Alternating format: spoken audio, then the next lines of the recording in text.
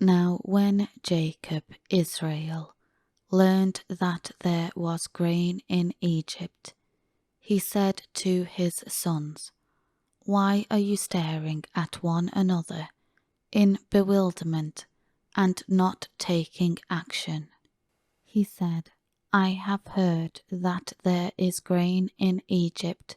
Go down there and buy some grain for us, so that we may live and not die of starvation." So 10 of Joseph's brothers went down to buy grain in Egypt.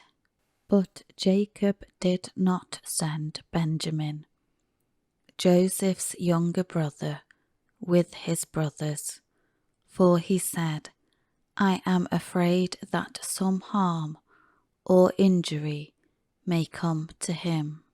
So the sons of Israel came to Egypt to buy grain, along with the others who were coming, for famine was in the land of Canaan also.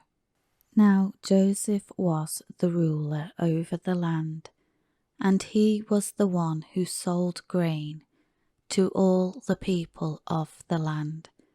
And Joseph's half-brothers came and bowed down before him with their faces to the ground. When Joseph saw his brothers, he recognized them, but hiding his identity, he treated them as strangers and spoke harshly to them. He said to them, "Where have you come from?" And they said, "From the land of Canaan to buy food." Joseph recognized his brothers, but they did not recognize him. Joseph remembered the dreams he had dreamed about them, and said to them, "You are spies. You have come with a malicious purpose to observe the undefended parts of our land." But they said to him, "No, my lord, for your servants have only come to buy food. We are all the sons of one man. We are honest men.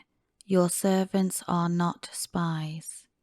Yet he said to them, "No, you have come to see the undefended parts of our land."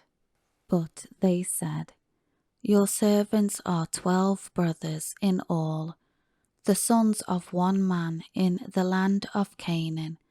Please listen. The youngest is with our father today, and one is no longer alive." Joseph said to them, "It is as I said to you.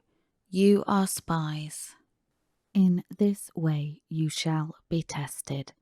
By the life of Pharaoh, you shall not leave this place unless your youngest brother comes here. Send one of you back home, and let him bring your brother here, while the rest of you remain confined, so that your words may be tested, to see whether there is any truth in you and your story, or else by the life of Pharaoh, certainly you are spies." Then Joseph put them all in prison for 3 days. Now Joseph said to them on the 3rd day, "Do this and you may live, for I fear God. If you are honest men, let one of your brothers be confined in your place here in prison. But as for the rest of you, go, carry grain for the famine in your households. But bring your youngest brother to me, so your words will be verified, and you will not die." And they did so.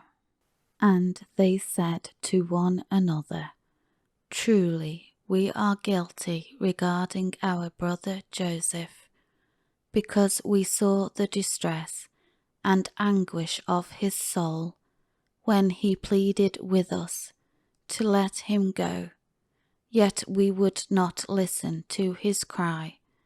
So this distress and anguish has come on us." Reuben answered them, "Did I not tell you, do not sin against the boy? And you would not listen.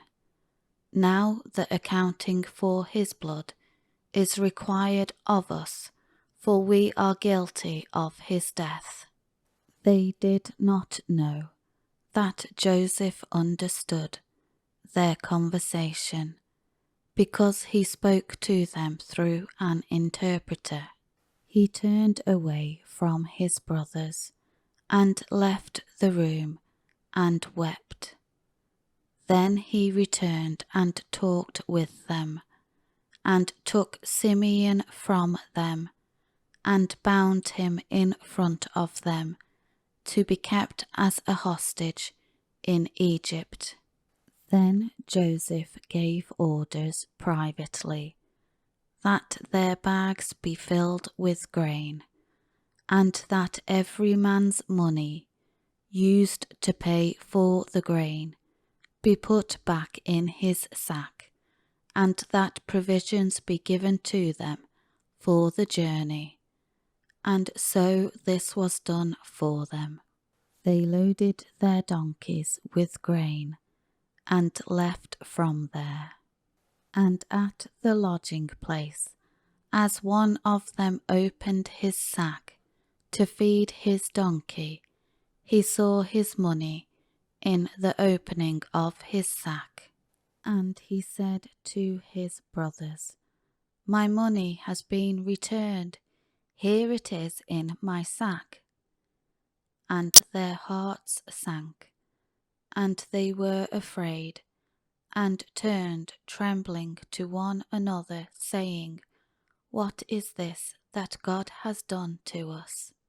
When they came to Jacob their father in the land of Canaan, they told him everything that had happened to them, saying, "The man who is the lord of the land spoke harshly to us, and took us for spies of the land." But we told him, "We are honest men, we are not spies. We are 12 brothers, sons of our father. One is no longer alive, and the youngest is with our father today in the land of Canaan." And the man, the lord of the country, said to us, "By this test I will know that you are honest men. Leave one of your brothers here with me, and take grain for your starving households, and go. Bring your youngest brother to me. Then I will know that you are not spies, but that you are honest men. Then I will return your imprisoned brother back to you, and you may trade and do business in the land." Now when they emptied their sacks, every man's bundle of money, paid to buy grain, was in his sack. When they and their father saw the bundles of money, they were afraid. Jacob their father said to them, "You have bereaved me by causing the loss of my children. Joseph is no more, and Simeon is no more, and you would take Benjamin from me. All these things are working against me." Then Reuben spoke to his father, "You may put my 2 sons to death if I do not bring Benjamin back to you. Put him in my care, and I will return him to you." But Jacob said, "My son shall not go down to Egypt with you, for his brother is dead, and he alone is left of Rachel's children. If any harm or accident should happen to him on the journey you are taking, then you will bring my grey hair down to Sheol, the place of the dead, in sorrow.